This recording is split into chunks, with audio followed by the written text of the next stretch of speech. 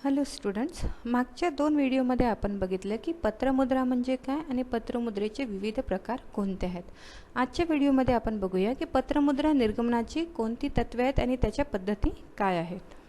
बघा, पत्रमुद्रा निर्गमनाचे प्रमुख 2 तत्वे आहेत. पहिलं आहे चलार्थ तत्व आणि दुसरं आहे अधिकोषण तत्व. तर सर्वात पहिले आपण बघूया की चलार्थ तत्व म्हणजे काय. या तत्वानुसार ज्या पत्रमुद्रा काढण्यात येतात त्यांना प्रातिनिधिक पत्रमुद्रा असे म्हणतात. मागच्या लेक्चरमध्ये आपण बघितलं, मागच्या व्हिडिओमध्ये आपण बघितलं की प्रातिनिधिक पत्रमुद्रा म्हणजे काय. जेवढ्या किमतीच्या नोटा काढण्यात येतील त्याचे सममूल्य सोने किंवा नाणी जी आहे ती ठेवली पाहिजे.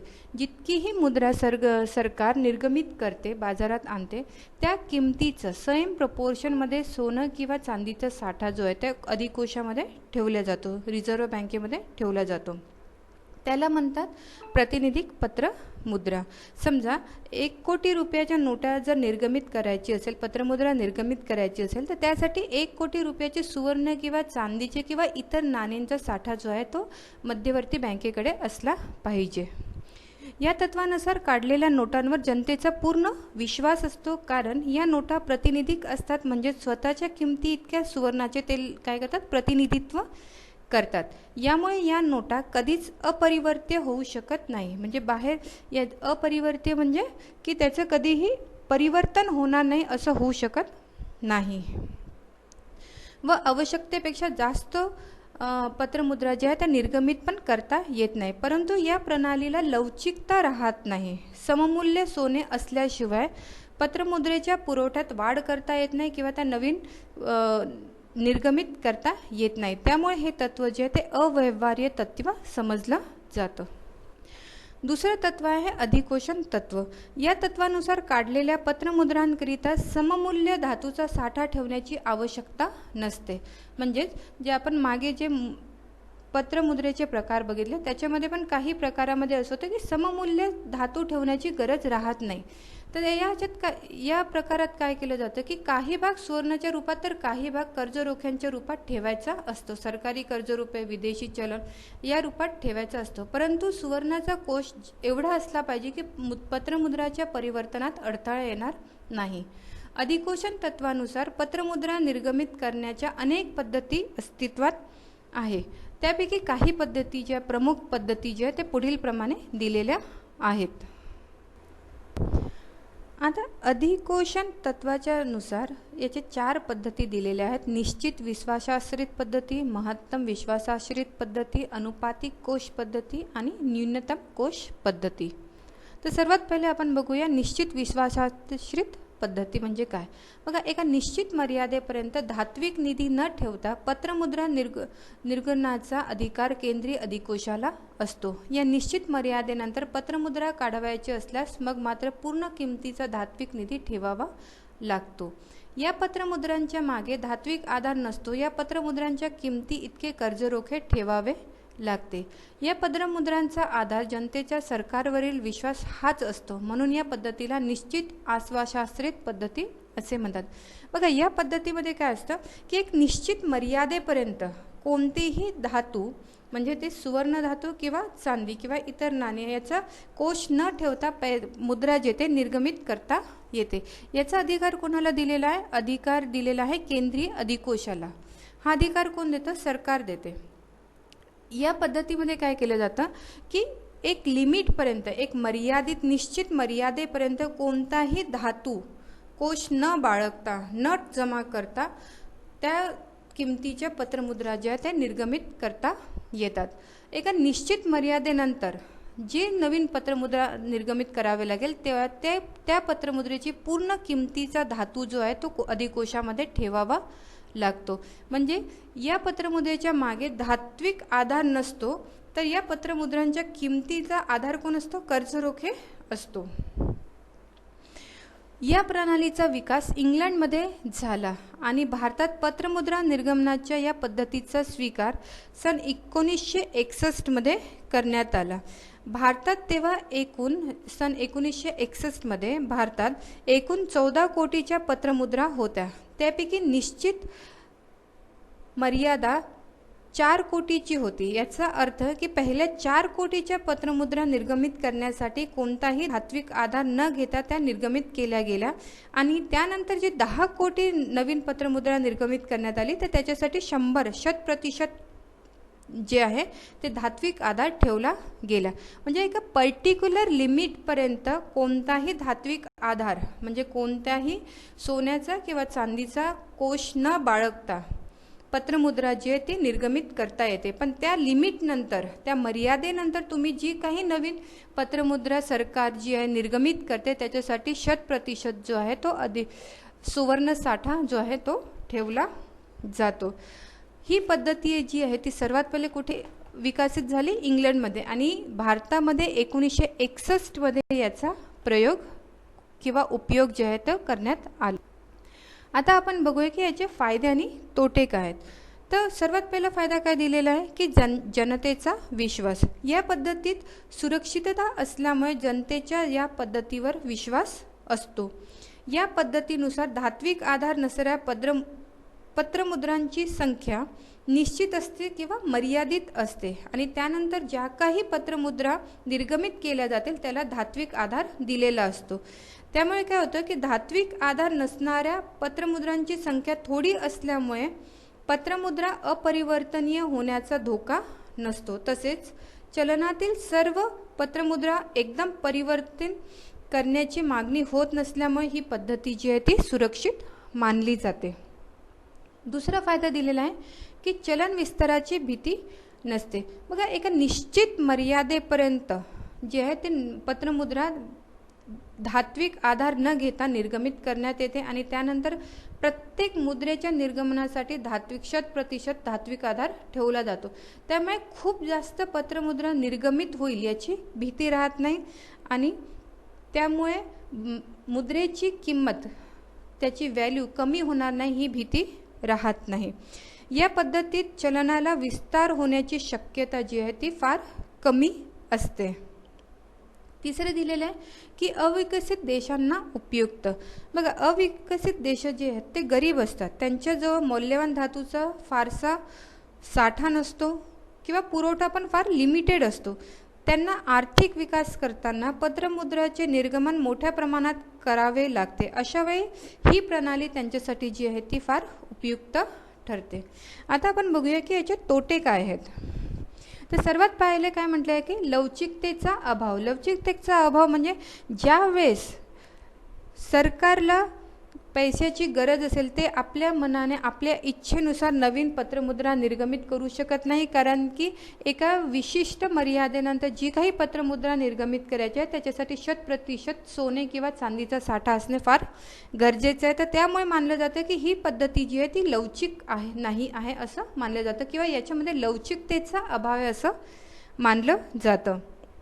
आर्थिक व औद्योगिक विकासाकरिता पत्रमुद्रेची निर्मिती आवश्यक असूनही पुरेशी धातू संचय नसल्यामुळे पण जे आहेत नवीन पत्रमुद्रा निर्गमित केली जाऊ शकत नाही।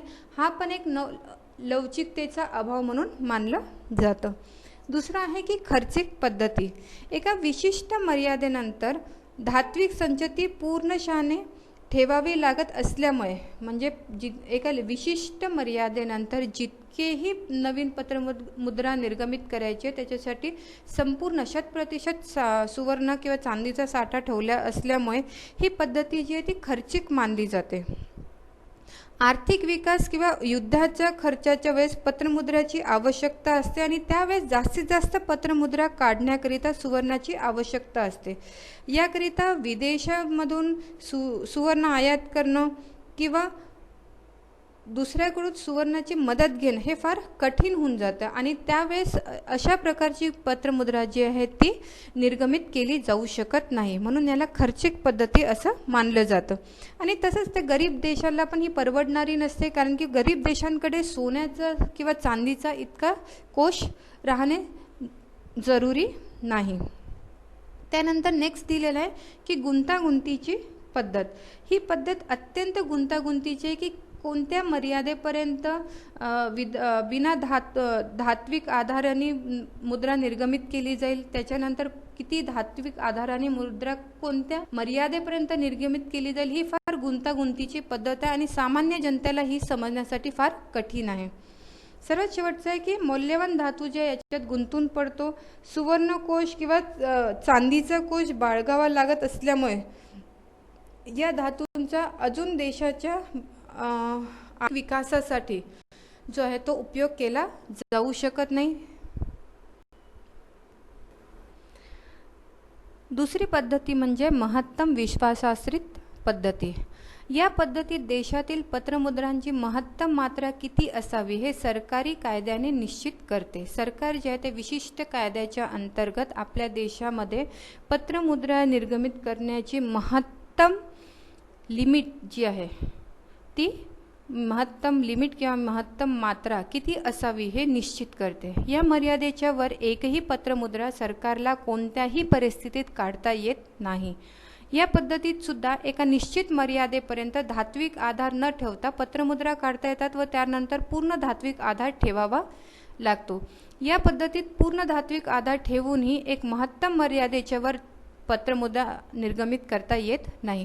बघा, जसं याच्या पहिलेची जी पद्धत होती त्या पद्धतीत निश्चित विश्वासाश्रित पद्धतीमध्ये काय म्हटलेलं आहे की एका विशिष्ट मर्यादेपर्यंत धात्विक आधार न ठेवता सरकारला अधिकार आहे की ते पत्रमुद्रा निर्गमित करू शकतात. पण त्या मर्यादेच्या नंतर ज्या काही पत्रमुद्रा ते निर्गमित करतील तर त्यासाठी त्यांना धात्विक आधार घ्यावा लागेल. त्याच बेसवर त्याच आधारावर ही महत्तम विश्वासाश्रित पद्धती बनलेली आहे.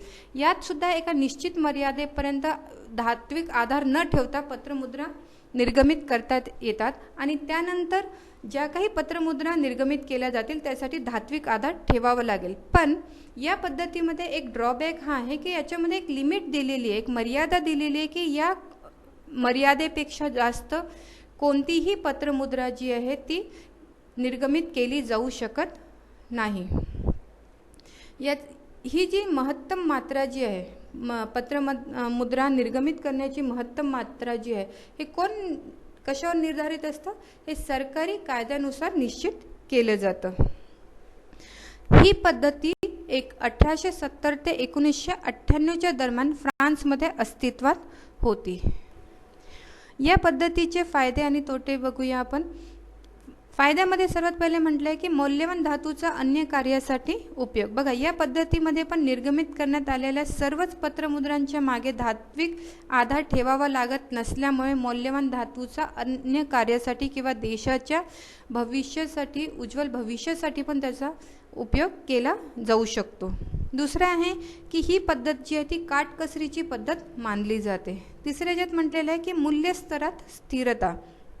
बघा, देशाची आर्थिक परिस्थिती व मौद्रिक गरज लक्षात घेऊन पत्रमुद्रेची मात्रा निश्चित करण्यात आल्यामुळे देशातील मुद्रेची मागणी व मुद्रेचा पुरवठा यात सामंजस्य निर्माण होऊन मूल्यस्तर जे ते स्थिर राहतं. म्हणजे मुद्रा तेवढीच निर्गमित केली जाते जेवढी मुद्रेची मागणी असते आणि त्यामुळे मूल्यस्तर जे ते स्थिर ठेवण्याचा प्रयत्न केला जातो. चौथं दिलेलं आहे की भाववाढीची भीती नसते. बघा, देशातील पत्रमुद्रांची मात्रा पहिलेच निश्चित करण्यात आले असल्यामुळे चलन विस्ताराची किंवा त्या मुद्रेची किमतीची वाढ होण्याची कोणतीही भीती राहत नाही. यानंतर आपण या पद्धतीचे दोष बघूया. सर्वात पहिले म्हटलेलं आहे लवचिकतेचा अभाव. या पद्धतीमध्ये लवचिकतेचा अभाव बघून येतो कारण विकसनशील देशात शेती, व्यापार, उद्योग या इत्यादी क्षेत्रांच्या विकासासाठी नेहमीच अतिरिक्त मुद्रेची गरज असते. परंतु या पद्धतीमुळे महत्तम मर्यादा जी आहे ती ठरवून दिल्या असल्यामुळे अतिरिक्त मुद्रा निर्गमित करता येत नाही. म्हणून याच्यामध्ये लवचिकतेचा अभाव आहे असं मानलं जातं. दुसरं म्हटलेलं आहे की परिवर्तनशीलता राहू शकत नाही. सर्वत्र पत्रमुद्राच्या मागे धात्विक संचिती ठेवण्यात येत नसल्यामुळे असाधारण परिस्थितीत परिवर्तनशीलता टिकवून ठेवणे फार कठीण होऊन जातं. नेक्स्ट आहे दुरुपयोग होण्याची भीती. बघा, या पद्धतीमध्ये पत्रमुद्रा निर्गमनाची महत्तम मर्यादा निश्चित करून दिली असल्यामुळे सरकार या मर्यादेच्या बाहेर वाढून पण कधीकधी पत्रमुद्रा निर्गमित करू शकते कारण की ते कायद्यामध्ये बदल करून पण सरकार जी आहे ती पत्रमुद्रा निर्गमित करू शकते. तर सरकार आपल्या अधिकारांचा दुरुपयोग करतील याची भीती असू शकते. सर्वात शेवटी दिलं आहे रूढीवादी पद्धती. ही पद्धती अधिकोषण तत्वापेक्षा चलार्थ तत्वावर जास्त अवलंबून असते. त्यामुळे ही पद्धती रूढीवादी असून आधुनिक टिकून आहे अशी टीका केली जाते. तिसरी पद्धत आपण पाहूया अनुपातिक कोश पद्धती.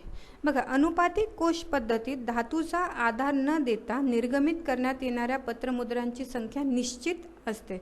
म्हणजे या पद्धतीमध्ये पण धातूचा आधार न देता पत्रमुद्रा जी आहे ती निर्गमित करता येते, पण ती पत्रमुद्राची संख्या जी असते ती काय असते, निश्चित असते.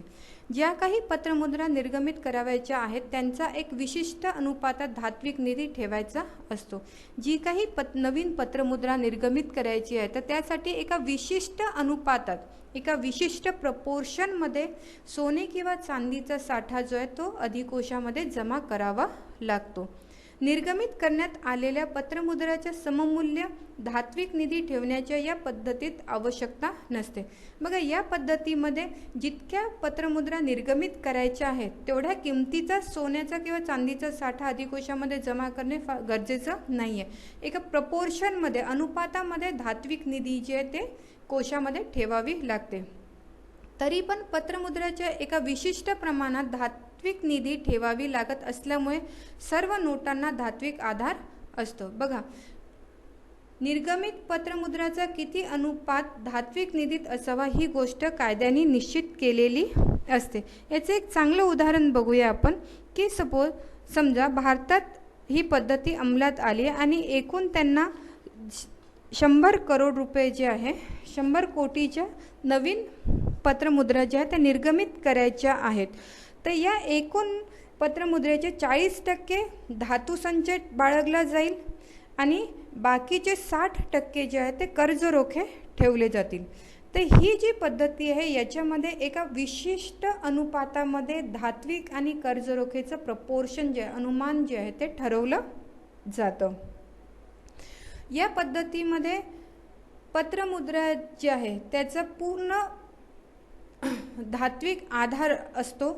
सर्व नोटांना धात्विक आधार दिलेला असतो, कारण की काही प्रमाणामध्ये सोन्याचा आणि चांदीचा साठा जो आहे तो बँकेमध्ये जमा केले रिझर्व्ह बँक ऑफ इंडियामध्ये केलेला असतो. या पत्रमुद्रेचे फायदे बघूया आपण. सर्वात पहिले काय म्हटलंय, लवचिकता. या पद्धतीचा सर्वात मोठा फायदा म्हणजे ही पद्धत अत्यंत लवचिक स्वरूपाची मानली जाते. बघा, निश्चित विश्वासार्ह पद्धतीप्रमाणे या पद्धतीत मुद्रेचा विस्तार करण्याची अडचण येत नाही, कारण की जी काही मुद्रा निर्गमित करायची आहे त्यासाठी अनुपातामध्ये धात्विक आणि कर्ज रोखे याचा बेस घेतला जातो. दुसरं म्हटलेलं आहे की जनतेचा विश्वास. सर्व नोटांना पूर्ण धात्विक आधार नसला तरी काही प्रमाणात धात्विक आधार असल्यामुळे नोटांची परिवर्तनशीलता जी आहे ती कायम असते आणि त्यामुळे या पद्धतीवर जनतेचा विश्वास असतो. ही पद्धत कमी खर्चाची पद्धत म्हणून मानली जाते, कारण पूर्ण धात्विक आधार न ठेवता काही प्रमाणात आधार ठेवायचा असल्यामुळे या पद्धतीमध्ये सोन्याचा आणि चांदीचा साठा कमी प्रमाणात केला जातो, म्हणून कमी खर्चाची पद्धत मानली जाते. नेक्स्ट आहे की या पद्धतीत मौल्यवान धातू निष्कारण गुंतून पडत नाही, त्याचा इतर देशाच्या इतर महत्त्वपूर्ण कामासाठी उपयोग आणता येतो. सर्वात शेवटी आहे की गरीब राष्ट्रांसाठी उपयुक्त आहे, कारण की गरीब राष्ट्रांकडे सोने आणि चांदीचा साठा फार मोठ्या प्रमाणात नसतो आणि त्यामुळे ही पद्धती जी आहे ती त्यांच्यासाठी उपयुक्त मानली जाते. त्यानंतर आपण या पद्धतीचे दोष बघूया. सर्वात पहिले मुद्रा संकोच करता येत नाही. बघा, केन्स म्हणतात की ही पद्धत जी आहे याच्यात सर्वात मोठा दोष म्हणजे या पद्धतीमध्ये मुद्रा संकोच करणे अवघड आहे, कारण धात्विक निधी कमी झाल्याबरोबर काही पटांनी मुद्रा जी आहे ती पण कमी करावी लागते आणि असं व्यवहारामध्ये करणं जे आहे ते फार कठीण आहे. म्हणजे एकदा मुद्रा निर्गमित केल्यानंतर त्याला पुन्हा तुम्ही वापस घेऊ शकत नाही, मुद्रेचा तुम्ही संकोच करू शकत नाही, हे फार कठीण होऊन जातं. दुसरे दिलेले आहे की मौल्यवान धातू निष्क्रिय पडून असते. सुवर्ण आणि चांदी काही प्रमाणात धात्विक निधीमध्ये विनाकारण अडकून पडल्यामुळे देशाच्या इतर विकासासाठी त्या धातूचा उपयोग होत नाही आणि ते धातू जे आहे ते निष्क्रिय पडून राहते. यानंतर आपण चौथा प्रकार बघूया, न्यूनतम कोश पद्धती. बघा याच्या पहिलेची जी महत्तम कोश अनुपातिक कोश पद्धती होती, याच्यामध्ये काय म्हटलेलं होतं की एका विशिष्ट मर्यादेपर्यंत जी आहे ती पत्रमुद्रा जी आहे ती निर्गमित केली जाते. ठीक आहे. तसंच न्यूनतम कोश पद्धतीमध्ये काय म्हटलेलं आहे की धात्विक निधी किती ठेवावा याचा निर्णय जो आहे तो कोण घेतो? केंद्रीय अधिकोष घेतो. म्हणजे केंद्रीय अधिकोषाने धात्विक निधी किती ठेवावा याची एक निर्णय मर्यादा या पद्धतीत आहे. या निर्णयाच्या मर्यादेपेक्षा कितीही जास्त धात्विक कोश केंद्रीय अधिकोष ठेवू शकतो. केंद्रीय अधिकोष आतापर्यंतच्या त्याच्या अनुभवावरून केंद्रीय कोश किती ठेवावे हे ठरवू शकतो. या न्यूनतम मर्यादेच्या खाली तो अधिकोष जाऊ नये याविषयी कायद्याने बंधन असते. पत्रमुद्रा निर्गमित करण्याकरिता एक न्यूनतम अधिकोष ठेवला पाहिजे. या न्यूनतम अधिकोषाच्या आधारावर कितीही पत्रमुद्रा निर्गमित करता येतात, त्या व्यतिरिक्त दुसरे कोणतेही बंधन राहत नाही. बघा या पद्धतीमध्ये कोणतीही पत्रमुद्रा जर निर्गमित करायची आहे तर एक न्यूनतम धात्विक कोश जो आहे तो केंद्रीय अधिकोषाकडे राहिला पाहिजे आणि त्यानंतरच पत्रमुद्रा निर्गमित करण्यात येईल. हे महत्त्वाचं दिलेलं आहे या पद्धतीमध्ये. तो न्यूनतम अधिकोष किती असलेला पाहिजे हे कायद्यानुसार ठरविले जातं आणि हे ठरवण्याचा अधिकार जो आहे ते मध्यवर्ती बँक किंवा केंद्रीय अधिकोष आणि सरकार या दोघांनाही असतो. त्या न्यूनतम मर्यादेच्या खाली जो आहे तो अधिकोष जाऊ शकत नाही किंवा तो सोने आणि चांदीचा साठा जो तो जाऊ शकत नाही. त्याच्यावरती ते वाढवू शकतात, पण त्या मर्यादेच्या खाली तो अधिकोष गेला नाही पाहिजे याची विशेष काळजी घ्यावी लागते. या पद्धतीचे फायदे बघूया. सर्वात पहिले काय म्हटलंय की आतापर्यंत तुम्ही जितक्याही तिन्ही पद्धती बघितल्या आहेत त्याच्यात सर्वात जास्त लवचिकता या पद्धतीमध्ये आहे. एका विशिष्ट न्यूनतम कोश ठेवल्यानंतर कितीही पत्रमुद्रा जी आहे ते निर्गमित करतात येतात आणि देशाची मुद्रेची गरज जी आहे ती भागविता येते. दुसरं दिल म्हटलेलं आहे की न्यूनतम खर्च. या पद्धतीत कमीत कमी धात्विक संचय ठेवावी लागत असल्यामुळे या पद्धतीत पत्रमुद्रा निर्गमनाचा कमीत कमी खर्च येतो आणि त्यामुळे गरीब राष्ट्राच्या दृष्टीने ही पद्धती जी आहे ती फार मौल्यवान किंवा उपयुक्त ठरते. तिसरं दिलेलं आहे की मौल्यवान धातूची बचत. या पद्धतीत संचयमध्ये अत्यंत कमी धातू ठेवावा लागत असल्यामुळे मौल्यवान धातूची फार मोठ्या प्रमाणात बचत होते आणि त्या धातूचा देशाच्या इतर विकासशील कार्यासाठी उपयोग केला जाऊ शकतो. त्यानंतर आपण याचे तोटे बघूया की सर्वात पहिले तोटा काय आहे? चलन विस्ताराची भीती. या पद्धतीत न्यूनतम कोशाच्या आधारावर कितीही कोणत्याही मर्यादेपर्यंत पत्रमुद्रा निर्गमित करण्यात येत असल्यामुळे कोणत्याही परिस्थितीत सरकार मुद्रा प्रसार कितीही प्रमाणात करू शकते. त्यामुळे अतिरिक्त मुद्रा प्रसार झाल्यामुळे मुद्रेच्या किमतीवर त्याचा विपरीत परिणाम होऊन चलन विस्ताराची भीती वाढते किंवा मुद्रेची किंमत कमी होण्याची भीती जी आहे ती वाढते. दुसरं दिलेलं आहे की ही पद्धत साधी सरळ नसल्यामुळे सामान्य जनतेला समजण्यास फार कठीण आहे. आणि तिसरं आहे की ही पद्धत जी आहे ती विश्वसनीय नाही, कारण या पद्धतीत काढण्यात येणाऱ्या पत्रमुद्रा या सुवर्णात परिवर्तनीय नसल्यामुळे जनतेचा या पद्धतीवर विश्वास बसत नाही. ही जी पद्धत आहे न्यूनतम कोश पद्धती, भारतात 1956 पासून या पद्धतीचा अवलंब केला जात आहे. पहिले 400 कोटीच्या विदेशी प्रतिभूती आणि 115 कोटी रुपयाचे सुवर्ण असे 515 रुपयाची न्यूनतम मर्यादा निश्चित करण्यात आली व या न्यूनतम कोशाच्या आधारावर आवश्यकतेनुसार भारतामध्ये पत्रमुद्रा निर्गमित केल्या गेल्या. 1957 मध्ये विदेशी प्रतिभूतींची मर्यादा कमी करून ती 400 वरून 85 कोटीवर करण्यात आली आणि सुवर्ण निधी जे आहे ते 115 कोटी ठेवण्यात आले. अशा प्रकारे 200 कोटीची न्यूनतम मर्यादा भारतामध्ये ठरविण्यात आली आणि या न्यूनतम कोशाच्या आधारावर गरजेनुसार पत्रमुद्रा निर्गमनाचा अधिकार केंद्रीय अधिकोषाला देण्यात आला.